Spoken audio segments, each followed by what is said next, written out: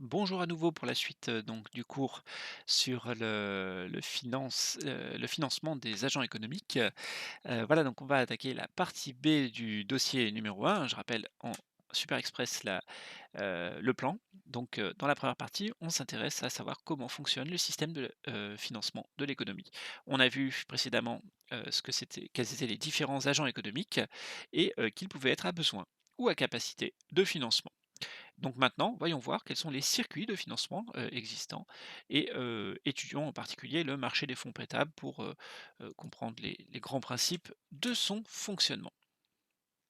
Donc on est à la page 7, grand B, les circuits de financement et le marché des fonds prêtables. Alors tout d'abord, objectif, c'est de comprendre le rôle du système financier. Qu'est-ce que c'est en fait que la finance? Qu'est-ce que c'est que le système financier? Deuxièmement, comprendre que le taux d'intérêt est le prix sur le marché des fonds prêtables, c'est-à-dire qu'on étudiera le marché des fonds prêtables et on verra qu'il y a un prix dessus, c'est le taux d'intérêt. Le système financier, donc on y va à l'introduction. Le système financier vise à mettre en relation les agents à besoin et à capacité de financement. C'est ça la finance, tout bêtement, rien de plus que ça. C'est de mettre en relation des gens qui ont besoin d'argent avec des gens, alors pour être plus précis, c'est de mettre en relation des endroits où on a besoin donc d'argent, avec des endroits où on a accumulé, on a de l'argent disponible, voilà et donc il faut faire communiquer tout ça. Donc pourquoi? Bah, pour permettre une utilisation plus efficace des fonds disponibles. S'il n'y a pas de système de financement, vous ne pouvez vous financer que par vos propres moyens et peut-être qu'il y a des réserves à certains endroits, mais qui sont inutilisées et voilà, donc un bon système de financement va être capable de récupérer, partout où il y a de l'argent, de le prêter, partout où on a besoin d'argent et où les projets sont efficaces. Voilà, sont économiquement efficaces.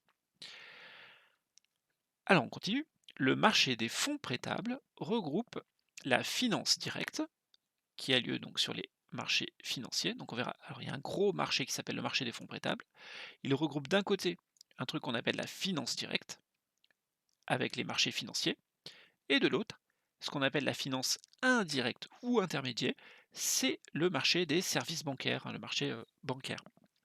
Voilà, donc on étudiera essentiellement ces deux-là.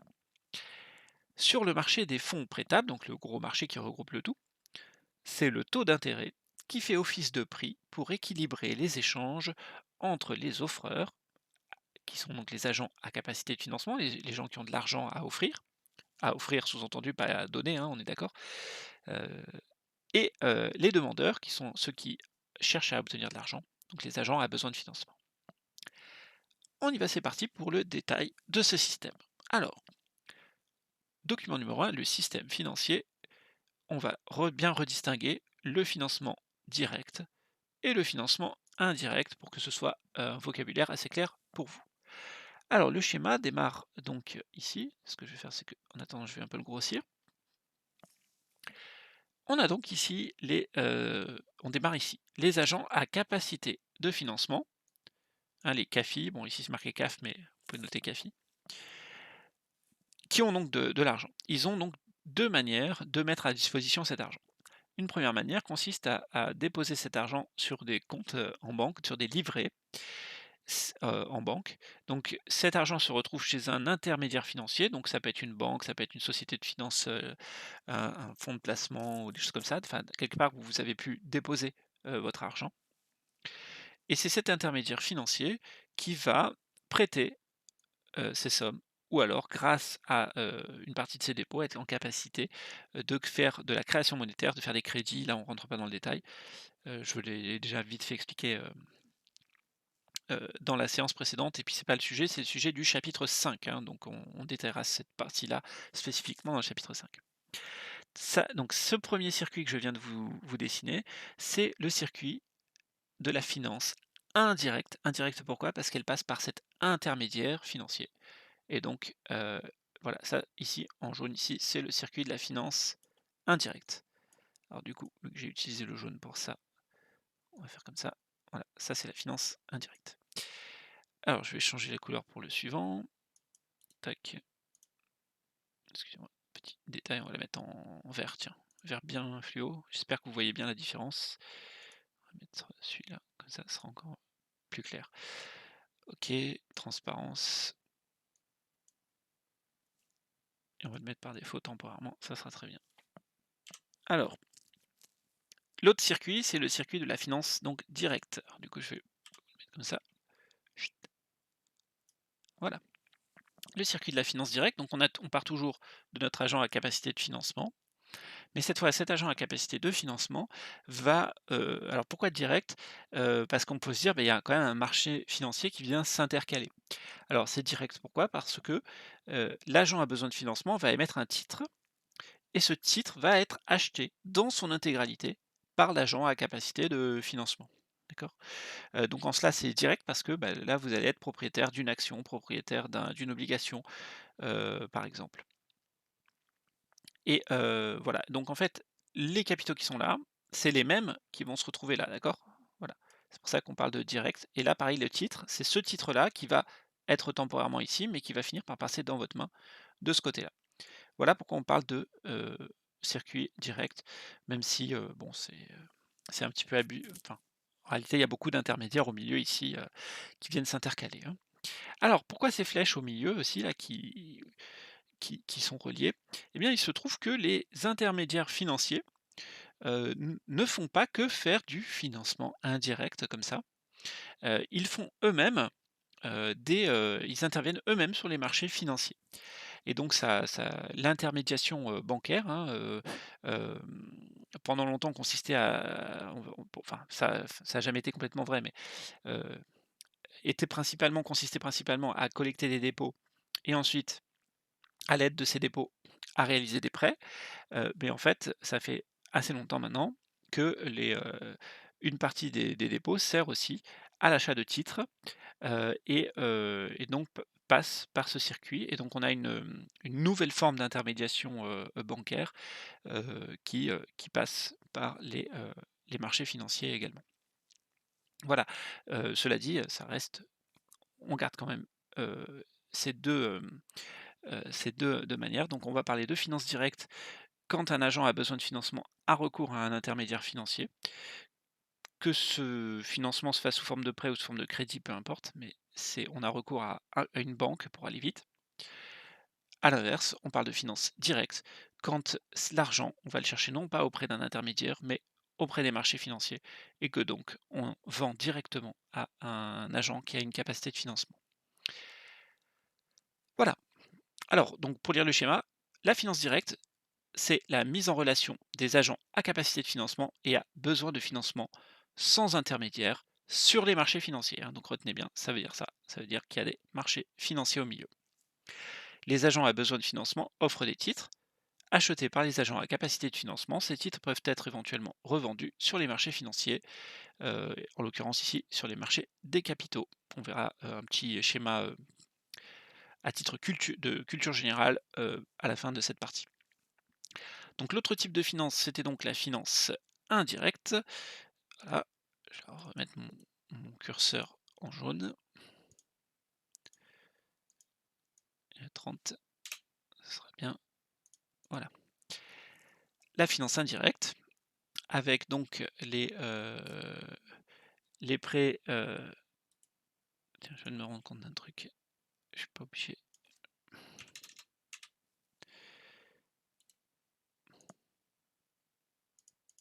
Voilà, excusez-moi. Donc la finance indirecte, c'est celle des prêts ou du crédit intermédiaire par des intermédiaires financiers, donc notamment les banques. Et ça va aux agents à besoin de financement. Voilà, grâce au dépôt pour une partie, mais en fait, on verra qu'avec la création monétaire, on peut aussi, largement dépasser les dépôts et anticiper, l'épargne, des autres agents. Ensuite, on nous parle de titres. Qu'est-ce que c'est qu'un titre? C'est vrai. Eh bien, les titres, on en distingue essentiellement 2 types. Les actions, donc ce sont les titres de propriété, cette fois, c'est ça qui va être important de repérer. Les actions sont des titres de propriété du capital social d'une entreprise, donc des titres de propriété d'une entreprise. Les obligations, par contre, ce ne sont pas des titres de propriété, ce sont des titres de créance. Alors, donc créance, ça veut dire quoi? Ça veut dire que vous avez une dette, hein, quand il y a une dette, il y a un débiteur d'un côté, un créancier de l'autre. Le débiteur doit de l'argent, le créancier, on lui doit de l'argent et donc là, vous avez un titre de créance, ça veut dire que vous avez un papier qui dit qu'on vous doit de l'argent. D'accord? Donc voilà, le titre de créance, c'est donc émis par l'entreprise, donc l'entreprise ou l'État, hein, vous remet un papier comme quoi il vous doit de l'argent. Alors, quelle est la différence entre la finance directe et la finance indirecte? Eh bien, dans le cas, je vais vous l'afficher, de la finance donc directe, il n'y a hop là, c'est pas le bon, c'est l'autre. Allez, on va se mettre en plein écran, peut-être c'est plus a je sais pas si c'est plus agréable pour vous ou pas. Excusez-moi.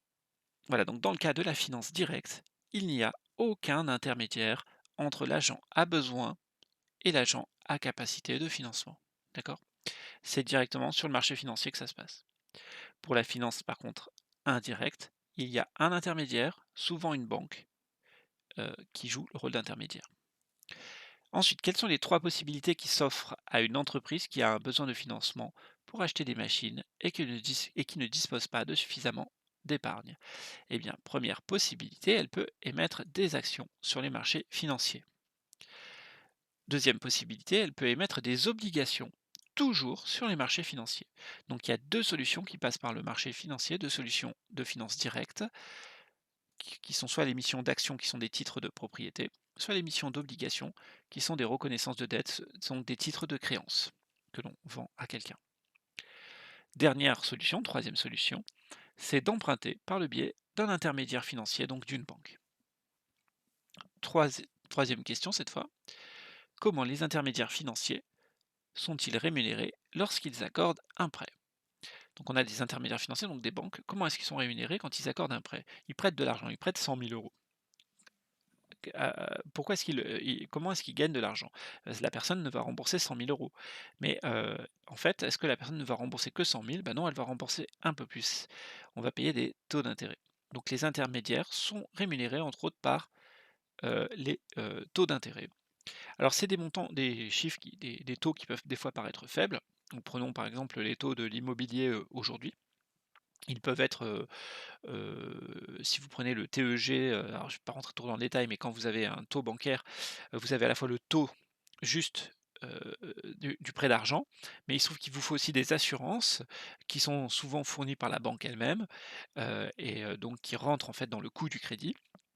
Et donc qu'on peut ajouter raisonnablement, hein, au taux du crédit, et qui vous donne ce qu'on appelle un TEG ou un TAEG. Le TAEG va vous permettre de calculer le coût réel du crédit. Eh bien, donc par exemple, avec un TAEG, supposons entre 1,5 et 2, hein, c'est ce qui peut se pratiquer aujourd'hui pour un achat immobilier. Donc vous empruntez, disons, 100 000 euros sur, on va dire, 15 ans ou 20 ans, voilà, on va dire sur 20 ans. 125 000 euros sur 20 ans. C'est pas un très gros prêt, mais c'est quand même un gros prêt. Enfin, c'est quand même pas rien, vous verrez. Voilà, donc vous empruntez, bon, disons 125 000 euros sur 20 ans. Eh bien, avec un TAEG de cet ordre-là, entre 1,50 et 2, ça a l'air un chiffre tout petit. Pourtant, vous êtes en train de signer, de donner, à ce moment-là, de rémunérer à hauteur de, on va dire à peu près, je crois que fait le calcul, je crois que ça donnait quelque chose comme 23 000 euros. Vous êtes en train donc de donner 23 000 euros au banquier. D'accord? Donc voilà, c'est un chiffre qui au départ, ce petit 1,5 à 2 a pas l'air énorme, mais en fait ça la manière dont c'est calculé fait que, ça finit par représenter, des sommes en réalité, considérables. Hein, donc au final, sur cet exemple, vous empruntez 125 un capital de 125 000 euros, mais vous devrez rembourser 125 000 plus 23 000 euros d'intérêt. Et donc vous aurez eu à retrouver, hein, vous, avec votre épargne, future, 148 000 euros pour financer votre investissement immobilier. Voilà, hein, j'ajouterais en plus que, techniquement, votre banquier n'a pas forcément à attendre que vous ayez, remboursé le crédit pour avoir vraiment l'argent, parce qu'il peut tout à fait, à un moment donné, revendre il a donc un titre de créance vis-à-vis de vous à ce moment-là, et ce titre de créance, il peut tout à fait le revendre à quelqu'un pour obtenir des liquidités s'il a besoin immédiatement. Donc, techniquement, il peut avoir son argent, une partie de son argent un petit peu plus rapidement. S'il accepte de partager l'argent, les 23 000 euros que vous lui devez avec, quelqu'un heu, qui lui rachète, le titre de créance. Question numéro 4. Les intermédiaires financiers interviennent-ils sur les marchés financiers? Eh bien oui, on a vu les banques hein, ne font pas que du prêt et du crédit, elles interviennent aussi sur les marchés financiers. Les banques sont parmi les plus gros acteurs à acheter des titres financiers et à les fournir en échange de capitaux. Donc les intermédiaires financiers interviennent aussi sur les marchés financiers en achetant des titres tels que des actions ou des obligations. D'accord. Document suivant, document numéro 2. Bon, je mets déjà les réponses, c'est pas très grave. Le taux d'intérêt a un coût pour l'emprunteur, un revenu pour le prêteur. Donc on l'avait déjà dit dans la séance d'intro. Mais en fait, le taux d'intérêt, qu'est-ce que c'est? On verra que c'est le prix sur le marché des fonds prêtables. Et donc si c'est un prix, ça veut dire que bah, pour celui qui achète, c'est un coût, mais pour celui qui vend, bah, c'est pas un coût, c'est un revenu. Voilà. Alors, on y va pour le document, donc extrait toujours de l'ouvrage de Frédéric Mishkin, on l'a déjà rencontré cet ouvrage. Voilà, c'est un manuel classique avec ses limites idéologiques, mais voilà, qui permet d'expliquer deux, trois choses. Alors, pour un agent économique, prêter ses disponibilités lui permet d'obtenir un intérêt. Donc là, les disponibilités, vous comprenez que c'est prêter ses disponibilités en argent, hein. Il a de l'argent disponible en trop. Bah, en le prêtant, il est récompensé, il obtient un intérêt. En fait, l'existence de cet intérêt peut même l'inciter à épargner davantage pour consommer plus dans le futur lors du remboursement de son prêt. Ok. Alors cette petite idée, gardez-la en tête pour beaucoup plus tard, notamment pour la toute dernière partie, sous-partie du dossier. Vous verrez que on reviendra sur cette idée. Quand le taux d'intérêt change, ça peut inciter les gens à épargner, et on verra que ça peut avoir un effet particulier inattendu. Alors, l'emprunteur, quant à lui, peut réaliser un projet productif à l'aide des fonds qu'il emprunte et accepter de payer en intérêt une partie de ses profits supplémentaires. En l'absence de système financier, ces deux agents ne pourraient pas réaliser une transaction mutuellement avantageuse, ce qui empêcherait l'un de recevoir des intérêts, l'autre de réaliser un investissement rentable. L'existence du système financier est également bénéfique pour des emprunteurs qui ne réalisent pas d'investissement productif. Par exemple, nombre d'acheteurs de logements ne disposent pas de l'épargne nécessaire pour réaliser un tel achat sans s'endetter. Plutôt que d'épargner pendant des années avant d'acheter un logement, ils souhaitent s'endetter pour pouvoir acheter leur logement dès le moment où ils en ont besoin. Voilà. Alors que signifie la fameuse phrase soulignée? Donc je me suis déjà arrêté dessus. L'existence de cet intérêt peut même l'inciter à épargner davantage pour consommer plus dans le futur. Ça veut dire quoi? Pourquoi il y a cette idée de consommer plus dans le futur? Ben voilà, il y a un taux d'intérêt. Bah, vous pouvez vous dire: «Bah, tiens, plutôt que de consommer tout de suite, d'aller au cinéma, d'aller m'acheter une voiture, d'aller je sais pas quoi, non, non, cet argent, je vais le placer, pour qu'il soit prêté à quelqu'un ou le prêter à quelqu'un, parce que ça va me rapporter des intérêts». Et résultat des courses, dans quelques années, au lieu d'acheter une voiture à, je sais pas, disons, 10 000 €, bah, comme j'aurais gagné de l'argent avec ces intérêts, je pourrais consommer plus, je pourrais consommer, une voiture à 15 000 € par exemple heu ou autre chose, voilà, enfin n'importe quoi, vous faites ce que vous voulez, mais c'est ça, OK? Donc l'intérêt, le fait qu'il y ait un intérêt, si l'intérêt est suffisamment rémunérateur, bah, ça peut vous inciter à ne pas dépenser votre argent, à l'épargner justement. Pourquoi? Parce que ça va vous permet de gagner plus d'argent plus tard et donc cet argent de plus tard, bah, vous dites: «Je pourrais consommer avec». Voilà, donc le taux d'intérêt est donc un revenu pour celui qui prête. Son existence, donc de ce revenu, de ce taux d'intérêt, incite donc à épargner, d'autant plus que le taux est élevé. Hein, si le taux d'intérêt est à 10%, vous êtes très intéressé pour mettre vos 10 euros en banque, hein, ils vont vous rapporter 1 € par an, c'est énorme. Et à l'inverse, si le taux d'intérêt n'est que de 0,5%, là, les 5 centimes ne vous intéressent pas. Vous préférez aller au McDonald's et non, on va pas dire au McDonald's, aller dans une enseigne non américanisée, pour dépenser vos 10 €. Alors continuons. Pourquoi les agents à besoin de financement acceptent-ils de payer un taux d'intérêt pour utiliser l'épargne des agents à capacité de financement? Et aussi, pourquoi les agents à capacité de financement acceptent-ils de prêter aux agents qui en ont besoin? Eh bien, comme on l'a déjà dit, le taux d'intérêt est le prix à payer pour qu'un agent a besoin de financement. Je me suis trompé, c'est mis, BDF au lieu de BE, j'ai erreur de faute de frappe, excusez-moi. Quoique ils utilisent BDF en fait, c'est pour ça que j'avais dû mettre BDF, bon c'est pas grave. Donc un agent a besoin de financement en tout cas, dispose, pour qu'un agent a besoin de financement dispose, alors, le taux d'intérêt, c'est donc le prix à payer. Pour qu'un agent a besoin de financement, dispose de l'épargne, sans avoir à attendre soi-même, heu, de l'avoir soi-même accumulé. Et ça peut être très intéressant, hein, très rentable, hein, bien sûr, si vous pouvez, fonctionner comme ça. Même en cadre de logement, d'accord? Si vous devez, payer un loyer et accumuler en plus une épargne pour pouvoir vous acheter, un logement, bah, en fait, ça va vous coûter beaucoup plus cher que si, vous empruntez et donc vous payez plus de loyer, et que donc vous remboursez votre crédit. Voilà, sans avoir à attendre en plus d'accumuler, d'épargne. Enfin, alors on y va, on termine, excusez-moi. Donc les agents, eux, à capacité de financement, eux, acceptent de prêter leur épargne. Pourquoi? Bah, parce que ça leur, procure une rémunération. Donc ils ont un intérêt de justement à, prêter cet argent. OK, le marché des fonds prêtables.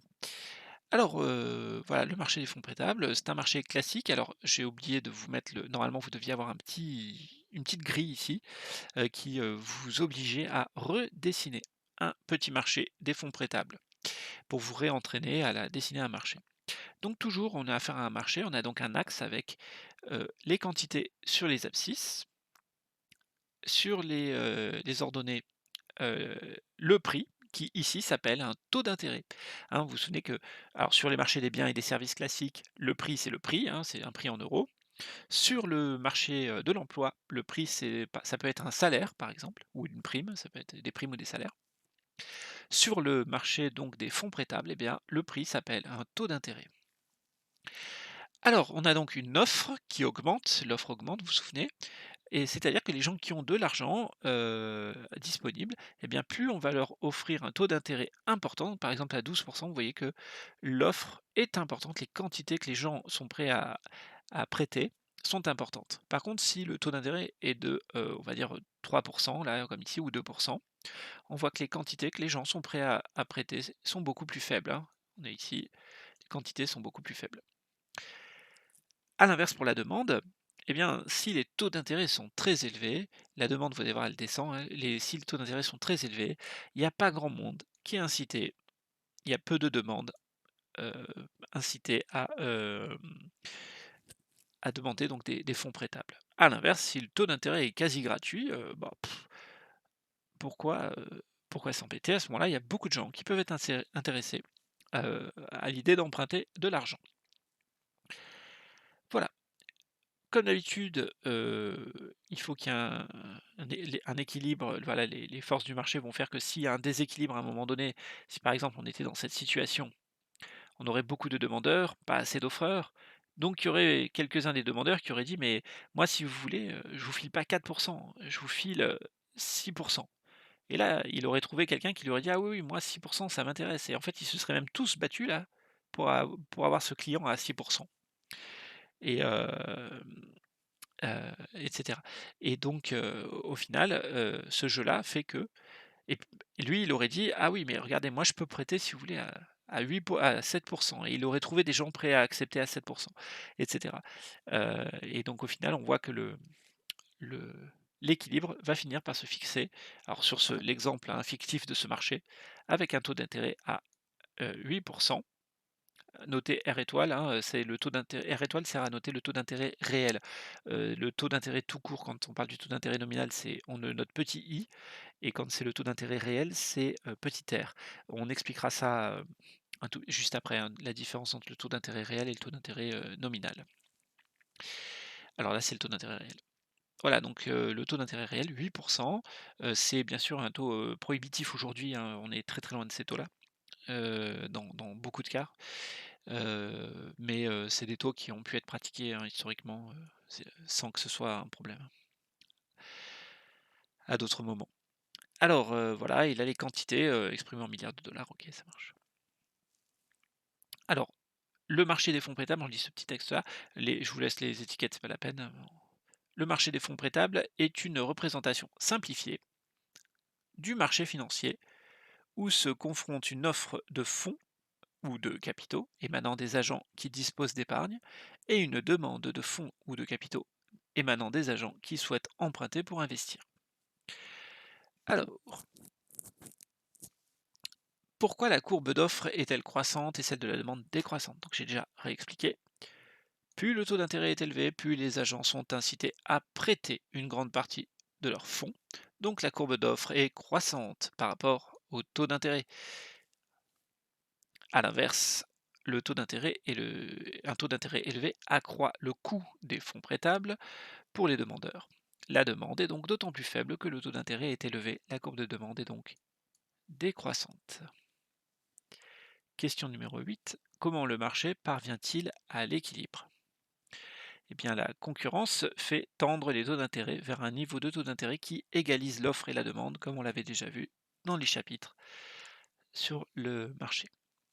Question numéro 9. Que se passe-t-il à l'équilibre pour un emprunteur qui estime que son investissement rapportera au moins 8% de gains, rapportera moins de 8% de gains supplémentaires pour $1 investi? On aurait pu prendre l'exemple en euros, hein, bien sûr, mais peu importe. Donc quelqu'un veut investir, mais il pense que son investissement rapportera moins de 8%. Est-ce que là, vous pensez qu'il investit? Bah, bien sûr que non.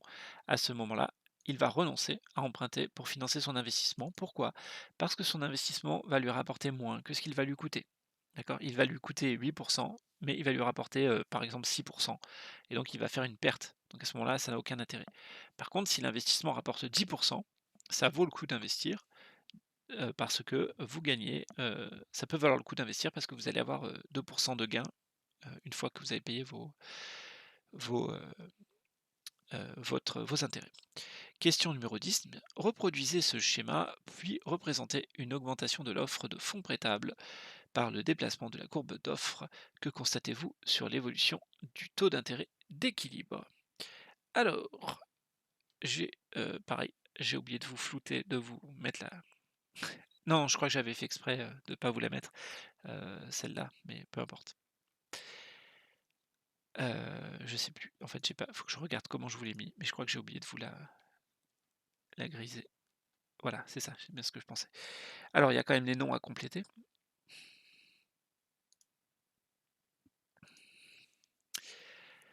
Alors on a, donc on devait illustrer, excusez-moi, une augmentation de l'offre de fonds prêtables par le déplacement de la courbe d'offre. Donc une augmentation de fonds prêtables, c'est-à-dire qu'il y a des gens qui ont des capacités de financement nouvelles, hein, qu'il y a de l'argent qui est disponible. Donc, augmentation de l'offre, vous vous rappelez que quand il y a une augmentation de l'offre, un choc d'offre, eh bien il y a un mouvement de l'offre, une augmentation, mais attention, sur l'axe des quantités, et donc ça ne correspond pas à une flèche qui monte, mais bien à une flèche qui va vers la droite. Donc on se retrouve avec une nouvelle courbe d'offre qui est plus loin vers la droite. Première étape, on a déplacé donc la courbe d'offre. Deuxième étape, maintenant que la courbe d'offre s'est déplacée, c'est l'équilibre qui va se déplacer cette fois sur l'autre courbe, sur la courbe de demande. Donc l'équilibre, j'ai oublié, j'aurais pu vous le faire comme ça. Donc première étape, c'était ça. Hop là, mince, il y a un petit problème. Première étape, on est allé là. Deuxième étape, c'est l'équilibre qui se déplace. Donc parce qu'on se retrouve temporairement, hein, vous supprimez la on s'est retrouvé temporairement sans cette courbe-là, excusez-moi pour les beaux grabouillages, et on s'est retrouvé temporairement dans une situation dite de déséquilibre, où on avait une demande beaucoup plus grosse que l'offre. Et donc progressivement, les agents vont, ajuster leurs offres et leurs demandes, et on va se retrouver donc à un nouvel équilibre. Et donc une fois qu'on est à ce nouvel équilibre, on peut comparer les 2 situations. On voit que le taux d'intérêt est passé de ce niveau à ce niveau-là. Donc ici, il est passé de, heu, 8 à 6, par exemple. Heu, Peu importe, hein, j'ai mis, faut que ce soit un chiffre inférieur, excusez-moi si c'est pas très bien écrit. Et à l'inverse, les quantités, elles, sont passées de 300 milliards de dollars Donc là, on était à 300, hop, voilà, et on est par exemple passé, je sais pas, disons à, 400, on a un peu moins de 400, mais on va dire 400 pour pas s'embêter. Voilà, donc vous voyez bien que l'augmentation de l'offre, de fonds prêtables, qu'est-ce que ça a eu pour conséquence? Eh beh, ça a eu pour conséquence de faire baisser les taux d'intérêt et de permettre aussi à plus d'entreprises, ou d'agents à besoin de financement de se financer. Donc si l'offre augmente, le taux d'intérêt d'équilibre sera plus bas car la courbe d'offre se déplace vers la gauche, tandis que la courbe de demande reste stable. OK? Document numéro 4, taux d'intérêt nominal et taux d'intérêt réel. Alors je t'ai dit, voilà, on va voir ça un petit peu.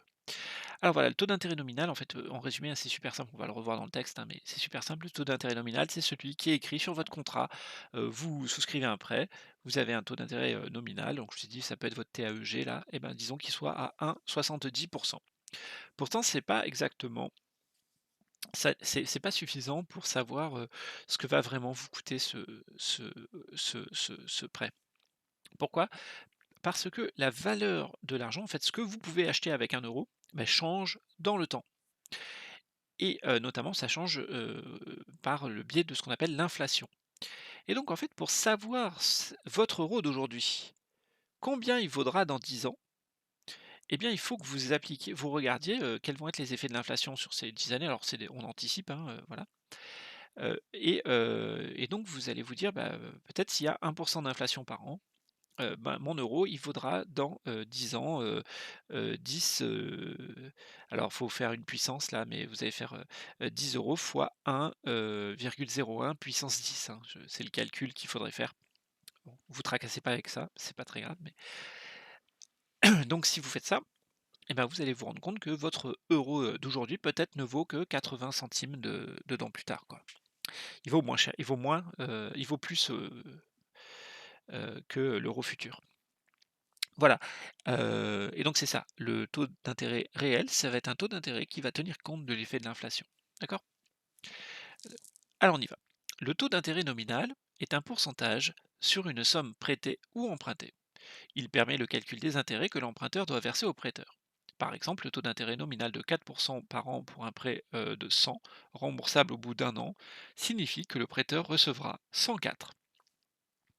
Si les prix n'augmentent pas, le pouvoir d'achat des 100 € prêtés augmente de 4%. Par contre, si les prix augmentent de 2%, le prêteur reçoit toujours 104, mais son pouvoir d'achat est de 102.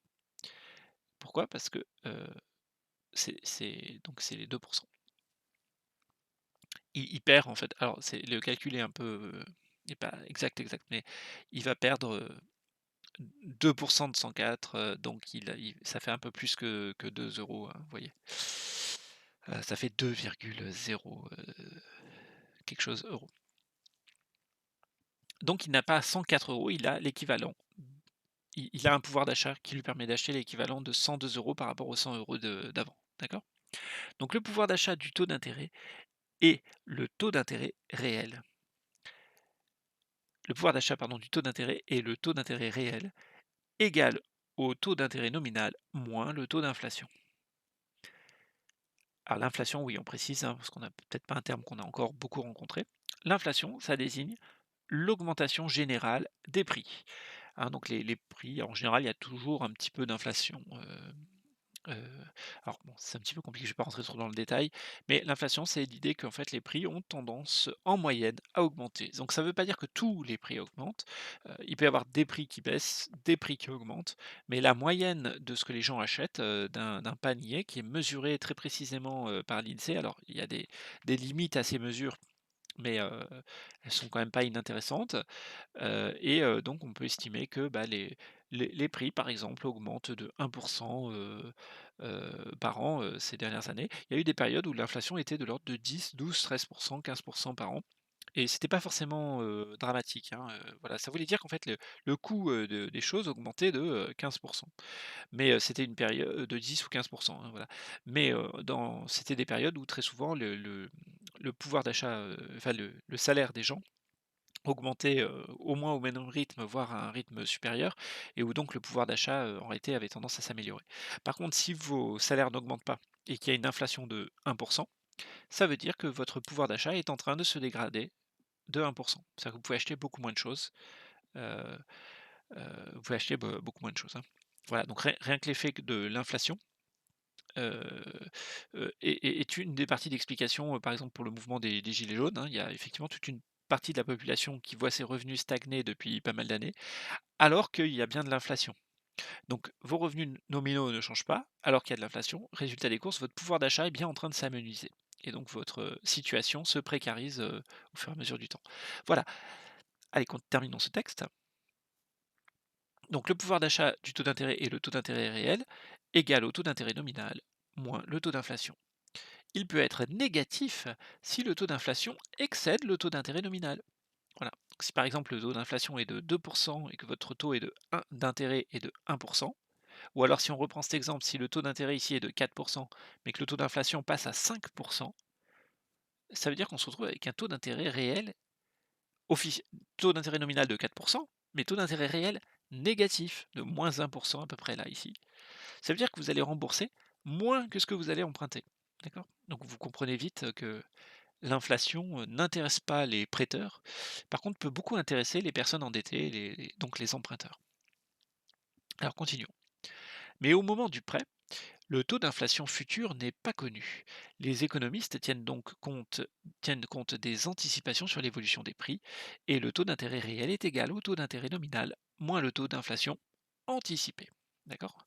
Hein, quand vous souscrivez un prêt, hein, le banquier, il anticipe hein, l'inflation possible, enfin, ce qui lui paraît raisonnable pour l'avenir. Il ne sait pas hein, précisément ce qui va se passer, mais il anticipe avec tout un tas d'outils. Hein, je ne vais pas détailler ça. Alors pourquoi vaut-il mieux tenir compte du taux d'intérêt réel que du taux d'intérêt nominal pour faire le choix d'un prêt ou d'un emprunt? Eh bien tout simplement parce que le taux d'intérêt réel permet d'évaluer ce que l'on peut réellement acheter avec la somme perçue. Il est donc plus utile que le taux d'intérêt nominal qui ne tient pas compte de l'évolution des prix. D'accord? Hein, je vous ai dit, hein, je peux vous mettre un taux d'intérêt à 10%. Ça paraît prohibitif, taux d'intérêt nominal à 10%. Mais si le taux d'inflation est à 15%, au contraire, emprunter, c'est une aubaine parce que vous aurez à rembourser 5, vous aurez l'argent tout de suite, et en plus, vous aurez à rembourser 5% de moins que, si c'est un emprunt sur un an, hein, on fait simple, hein. Si c'est un emprunt sur 20 ans, c'est plus compliqué, mais c'est encore pire, vous gagnez encore plus d'argent. Voilà, donc si le taux d'inflation est supérieur au taux d'intérêt nominal, et bien vous vous retrouvez avec un taux d'intérêt réel négatif et à ce moment-là, ça vaut le coup d'investir. Voilà et ça a existé, hein, ça a été le cas par exemple dans les années 70 et donc c'était, si vous empruntiez pour acheter une maison, vous remboursiez moins cher que ce que vous aviez emprunté au départ. Ensuite, une entreprise emprunte 10 000 € pour un an. Alors, on fait simple pour un an parce que si c'est sur plusieurs années, les calculs sont un peu plus composés. Vous pourrez voir ça, je vous ai mis dans les conseils de visionnage les vidéos d'une chaîne qui s'appelle donc Eureka. Alors, l'orthographe est un peu spéciale, donc regardez comment c'est, il y a un point d'interrogation au milieu, tout ça, mais peu importe. Voilà, si vous cherchez sur cette chaîne, il y a une vidéo, alors je ne vous l'ai pas mis parce qu'elle est un tout petit peu plus compliquée que ce qu'on fait, mais elle est intéressante. Vous pouvez la regarder et il vous montre notamment comment est calculé, comment sont calculés les emprunts. Voilà. Et les montants ce que ça vous coûte réellement, un taux d'intérêt, et cetera, et cetera. Alors donc une entreprise emprunte 10 000 € pour un an, à un taux d'intérêt nominal de 8%. Si durant cette année la hausse générale des prix est de 3%, quel sera le taux d'intérêt réel? Alors, ah, j'ai sauté la question 12 là, apparemment. Excusez-moi. Enfin, vous avez compris, taux d'intérêt nominal de 8%, taux d'inflation sur la même année de 3%, et bien on va faire 8% moins 3%, ça nous fera à peu près 5, ça nous fera 5%. Et donc le taux d'intérêt réel ici sera de 5%. C'est-à-dire que sur mes 10 000 €, en termes de pouvoir d'achat, donc là je peux acheter disons que ce soit 1 € la bouteille d'eau, je peux acheter 10 000 bouteilles d'eau. Mais comme il y a de l'inflation, bah, la bouteille d'eau, les prix des bouteilles d'eau va augmenter de 3%. Donc un an plus tard, si j'ai prêté ces 10 000 €, au lieu de pouvoir acheter mes 10 000 €, bah, comme je vais avoir plus d'argent vu que j'aurai reçu, 5 de plus, eh bien je pourrai acheter cette fois 10 050, pardon, j'ai fait une bêtise là, 10 500 pardon, donc bouteilles d'eau. Heu, Si je me suis pas trompé, enfin je sais pas, bon c'est pas grave, au pire vous refaites le calcul, on s'en fout, c'est oui c'est ça, c'est 10 500. Donc je peux acheter quand même pas mal de bouteilles d'eau en plus. Alors on revient sur la question 12, excusez-moi. Connaît-on le taux d'intérêt réel lorsqu'on s'engage pour un emprunt ou un placement? Dès lors, comment peut-on l'estimer? Alors, est-ce qu'on connaît le taux d'intérêt réel quand on s'engage? Ben non, pas du tout, parce qu'on ne peut pas anticiper l'inflation. On peut avoir des fois une idée vague, mais c'est pas forcément très très précis. Donc c'est une anticipation. La hausse des prix ne peut pas être connue précisément à l'avance, hein, et de même que vous ne savez pas forcément à l'avance de combien vous allez être augmenté et si vous allez être augmenté, etc. Donc c'est un peu pareil. Donc il peut être anticipé en se fondant sur les taux pratiqués par le passé, tout d'abord, et les éléments qui peuvent influencer l'inflation. Voilà, il y a certaines choses où on sait que, ça peut potentiellement faire, générer de l'inflation et donc voilà, vous pouvez que l'anticiper, mais pas la calculer avec précision. Donc je reviens sur l'exercice, suivant. Alors pour la première partie, on avait vu que il fallait faire 8 le taux d'intérêt nominal moins 3 l'inflation et ça nous donnait 5 de taux d'intérêt réel. Pour la deuxième partie de la question, quelle somme devra-t-elle alors rembourser en valeur réelle? Et donc là, hop, c'était où? En valeur réelle, il faut rembourser donc 10 500 €, c'est-à-dire 10 000 fois 1,05, c'est le taux d'intérêt réel. Le 1, le fois 1, c'est parce qu'il faut bien rembourser le capital aussi, bien sûr. Donc c'est 1 plus le taux d'intérêt. Donc c'est 1 plus 0,5. Ensuite, quelle somme aurait-elle dû rembourser si le prix n'avait pas augmenté? Et enfin, que pouvons-nous en conclure? Alors si les prix n'avaient pas augmenté, c'est-à-dire s'il y avait eu une inflation de 0, alors à ce moment-là, il aurait fallu rembourser non pas 10 500 mais 10 800 €. Et cette fois, ça aurait été en valeur réelle, hein, parce qu'il n'y a pas d'inflation. Voilà. Qu'est-ce qu'on en conclut? C'est que l'inflation est donc bénéfique pour l'emprunteur, parce qu'elle réduit le coût de son crédit. Donc plus les emprunteurs sont intéressés, hein, véritablement, peuvent être intéressés de ce point de vue-là, à l'existence d'inflation, parce que ça diminue les coûts du crédit. C'est d'ailleurs Heu, souvent on vous parle là de la fameuse crise de 1923 en Allemagne, avec l'hyperinflation et que c'était le drame et tout et tout et tout, donc je sais pas, ça a eu des conséquences négatives pour certaines personnes, mais en fait, ça a considérablement arrangé les affaires de certaines des personnes qui sont d'ailleurs en partie responsables de l'hyperinflation, au passage, qui se sont retrouvées avec rien à rembourser. Voilà, ça a effacé complètement leurs dettes et ils étaient de fait, assez souriants, même si globalement quand on vous parle de cette époque-là, c'est uniquement pour vous faire pleurer, sans vous dire qui et pourquoi certains, se sont considérablement enrichis, dans cette affaire. Enrichis parce qu'ils n'avaient plus rien à rembourser. Voilà.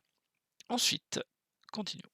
Au passage, j'en profite pour dire que cette hyperinflation est prétendument causée par les réparations de guerre. Alors il est vrai que les réparations de guerre étaient importantes, qui étaient demandées par la France, notamment à l'Allemagne. Mais techniquement, l'Allemagne a quasiment rien remboursé, de ces réparations de guerre. Elles n'ont jamais été payées en réalité, par une infime petite partie. Voilà, donc c'est quand même à savoir parce que, donc la dette allemande de guerre a été effacée à chaque fois, alors que par contre, l'Allemagne a, elle, refusé, d'annuler des dettes, d'autres pays, qui, pour autant, à d'autres époques, avaient accepté d'effacer la dette de l'Allemagne. Je trouve juste que moralement, c'était bien sûr pas très sympathique de la part de l'Allemagne. On reverra ce cas un peu plus tard. On verra ce cas un peu plus tard. Alors, je suis pas de l'anti, comme pareil, hein, mon histoire de hamburger et tout ça, je m'en fous, hein, vous savez que je fais exprès de souligner que c'est pas des enjeux anodins. Heu, Ça a des effets réels, hein, le fait qu'on soit, entre guillemets «américanisé» ou autre, ça a des effets réels qui sont pas forcément très positifs, pour nos concitoyens ou pour d'autres personnes, d'autres pays dans le monde. Voilà. Je souhaiterais juste que les États-Unis soient un pays comme les autres, à égalité avec les autres, et pas un pays, donc hégémonique, qui se place au-dessus des autres. Ça serait, bénéfique pour tout le monde. Alors, l'inflation est donc bénéfique pour l'emprunteur car elle réduit le coût du crédit. Et elle est par contre nocive pour le prêteur qui reçoit une rémunération de moindre valeur. Ok, les prêteurs par contre sont vraiment pas intéressés. Voilà. Donc par exemple, on est dans une époque où en France ou en Europe, pour être plus précis, assez clairement, hein, le monde de la finance et des prêteurs est celui qui domine hein, assez largement les entreprises et les nations. Et ça se retrouve dans des doctrines qui sont plutôt extrêmement défavorables à tout ce qui pourrait générer de l'inflation et avec toutes les conséquences, que ça peut avoir. Mais en fait, on voit clairement que c'est, l'intérêt des prêteurs, hein, qui prime sur l'intérêt des éventuels, emprunteurs. Voilà. Question numéro 14, dans quel cas le taux d'intérêt réel est-il négatif? Bah, vous l'avez compris, le taux d'intérêt réel devient négatif quand le taux, nominal est plus petit que le taux d'inflation, ou dit différemment, quand le taux d'inflation dépasse le taux d'intérêt nominal. Donc si la hausse générale des prix, c'est-à-dire l'inflation, hein, est supérieur au taux d'intérêt nominal, alors le taux d'intérêt réel sera négatif. Cela signifie que la somme remboursée en valeur réelle sera inférieure à la valeur réelle de la somme empruntée. D'accord? Nominalement, vous allez bien rembourser une somme plus grosse que celle que vous avez empruntée. Sauf que la somme plus grosse que vous remboursez vous permet d'acheter beaucoup moins de choses que la somme initiale de l'emprunt. Voilà. On y va pour les définitions, on a terminé. Oula, je ne vais pas mettre les réponses, on va passer en mode changer de 8. Le système financier, c'est quoi? Eh bien, c'est tout simplement un système visant à allouer les ressources financières, donc l'argent hein, pour aller vite, par la mise en relation des agents à capacité de financement avec les agents à besoin de financement. Vous pouvez ajouter que, dans certains cas, on précise, que c'est un système qui vise à allouer efficacement les ressources financières. Alors, j'ai pas mis de jugement de valeur, sur, l'efficacité ou non, hein, disons qu'il y a différents systèmes financiers qui permettent plus ou moins efficacement d'allouer, les ressources. À savoir qu'on a un système financier aujourd'hui qui a une efficacité assez, relative, assez discutée. Voilà et que, certains, par contre, modes de financement, hein, prenons l'exemple, le mode de financement de la sécurité sociale, lui est par contre, extrêmement, fait partie par contre des systèmes qui semblent, extrêmement efficaces dans l'allocation de ressources. Mais qui n'est pas du tout le enfin on l'étudie pas particulièrement, vous verrez, mais pour autant il est très, très efficace, très en avance sur son temps, même s'il est assez combattu du point de vue idéologique. Alors continuons. Donc système financier, c'est fait. Deuxièmement, qu'est-ce que c'est que les fameux fonds prêtables? Bah, les fonds prêtables, c'est quoi? Ce sont des sommes, de l'épargne préexistante disponible, qui est donc disponible sans création monétaire pour des prêts, et deuxièmement, de l'épargne anticipée. Hein, donc c'est ça, les fonds prêtables, c'est à la fois l'épargne préexistante et une épargne anticipée, qui peut être mobilisée par des opérations de crédit hein, pour la deuxième. Voilà. Ok. Donc les fonds prêtables, c'est deux choses. C'est de l'épargne préexistante disponible pour des prêts. On distingue le prêt et le crédit. Si je vous prête un stylo, je l'ai plus le stylo. Donc c'est pour ça, vous voyez, le prêt, il y a quelque chose avant. Si je suis obligé de l'avoir avant. Tandis que dans le crédit, ça ressemble à création. Ça n'a aucun rapport, hein, mais ça ressemble à création. Et donc, il y est pas, il y a rien avant, on va le créer.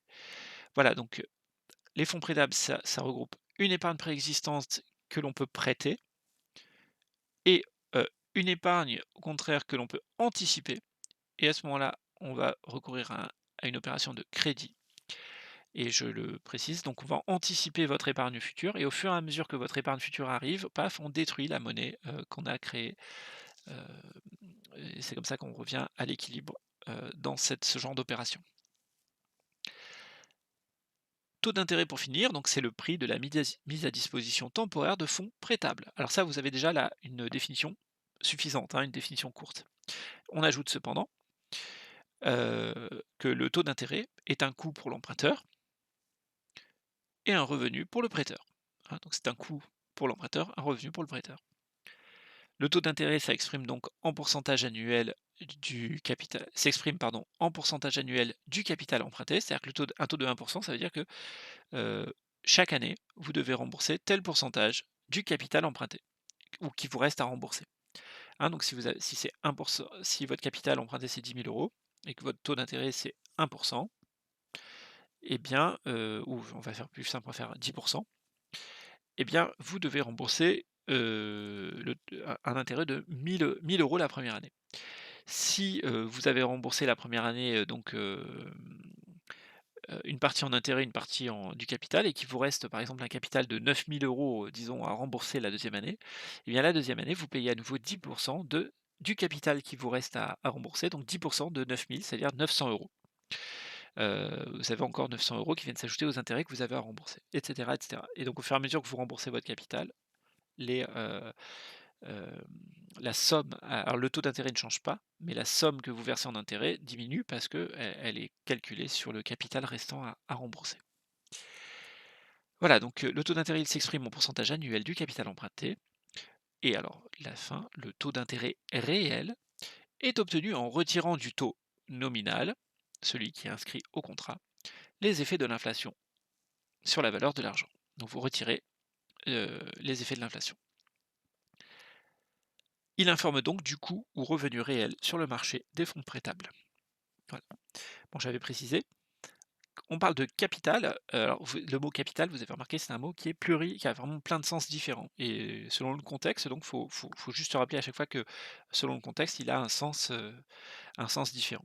Donc ici, on parle du capital au sens de la somme d'argent qui est avancée. Donc, par exemple, si vous voulez emprunter 10 000 €, le capital, c'est 10 000 €.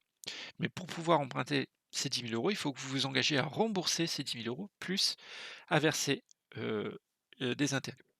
Et ces intérêts sont calculés sur quoi? Sur le capital emprunté. Voilà. OK? Heu, voilà, c'est ça. Alors on y va pour le faire le point, donc c'est un petit texte à trous. Vous pouvez mettre la pause, essayer de voir si vous arrivez à le compléter. Voilà, moi je vais vous passer directement à la donc alors on y va. Donc sur le marché des fonds prêtables, hein, c'est le marché qu'on a étudié, l'offre de fonds est donc d'autant plus c'était d'autant plus forte que le taux d'intérêt est élevé, tandis que la demande de fonds est d'autant plus faible que le taux d'intérêt est élevé. À l'intersection des deux courbes, on trouve le taux d'intérêt d'équilibre et la quantité de fonds d'équilibre. On préférera utiliser le taux d'intérêt réel, qui est le taux d'intérêt nominal auquel on retranche le taux d'inflation. Il peut arriver que ce taux soit négatif si le taux d'intérêt nominal est inférieur au taux d'inflation. Voilà. Voilà donc une petite synthèse. Je vois que j'ai fait un petit oubli sur celle-ci. Oui, c'est pas grave. Voilà, donc on a terminé en tout cas. Je vous affiche donc la synthèse. Oui, sur celui-ci, je vous invite donc à la recopier. On a d'autres exos sur les synthèses qui suivent, excusez-moi de ce petit cafouillage. Donc sur celle-ci, vous pouvez la recopier, c'est la seule, je crois, à recopier de ce chapitre, à recopier en entier.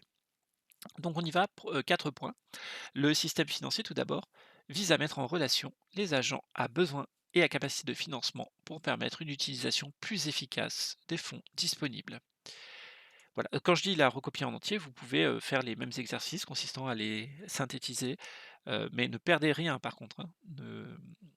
Synthétiser, c'est pas effacer des informations, c'est exposer ces informations-là de manière plus réduite. D'accord.